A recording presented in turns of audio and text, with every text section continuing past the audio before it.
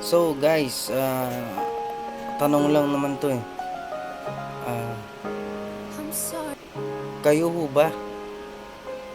Kayo guys, nasabi nyo ba sa mga magulang nyo ng personal na mahal nyo sila?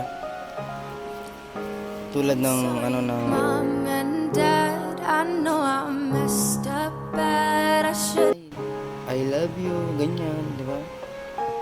Tay, mahal na mahal kita. Di ba? Nasabi nyo ba yan guys ng personal? Di ba? Kasi baka aminin man natin o hindi, may mga iilan-ilan pa na o hindi lang iilan-ilan. Marami din siguro guys na hindi nagsasabi ng ganyan sa personal. Di ba? Siguro sa babae, oo, baka siguro sa 10% mga ano yan. 1% ang mga hindi nagsasabi sa mga magulang nila ng personal.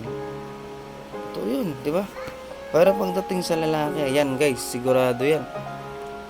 Sa 10% baka siguro 5% ang hindi nagsasabi ng personal sa kanilang magulang. I'm sorry, Mom and Dad, I know I messed up bad. I should've. Hindi natin kayang sabihin, no guys, hindi natin kaya sabihin na, tay, mahal na mahal ko po kayo.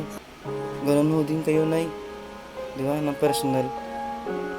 Hindi natin sila mahal dahil hindi natin nasasabi ng personal.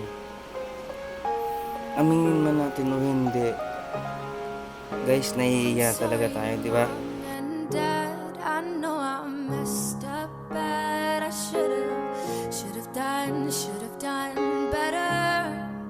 Lalo sa kalalakihan, maraming mga hindi nagsasabi ng personal. Ano kaya yun sa pakiramdam na yung ano, bawa, kayong dalawa lang ng nanay mo naabutan mo. Tapos bigla mong sinabihan na, Nay, I love you, Nay. Ganito, ganyan, ganyan. Sabay niyakap mo, di ba? Ba't parang nahihiya tayong gawin yun? Napakadali. Should've done better. Pero pagdating sa jowa, ayan na. Kahit 10 beses yan guys, sa isang araw, kayang-kaya mong sabihin ng personal yan eh. Di ba? Pero sa mga magulang natin, nahihiya tayo. Di ba? Parang sinasabi na ano, hindi naman natin kailangan sabihin yun kasi anak naman tayo eh. Nanay naman natin sila, alam na nila yun. Yung iba nga, ginagawa nila ano, dinadaan sa kanta, yung payawatig ng kanta, sinasabi doon eh, mahal natin yung mga magulang natin, di ba? Tapos yung dinadaan sa sulat, lalo't pagdating na ano ng Father's Day, tsaka Mother's Day, andun lahat, mag-ingat po kayo, ganyan ganito, mahal na mahal po kayo, ganoon din kayo tay.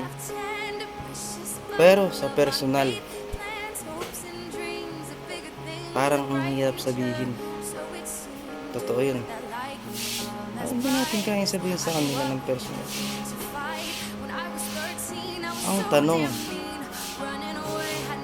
bakit hindi natin masabi sa kanila na personal yun?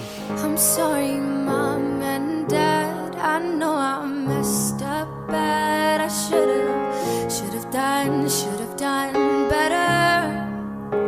I'm sorry, Mom.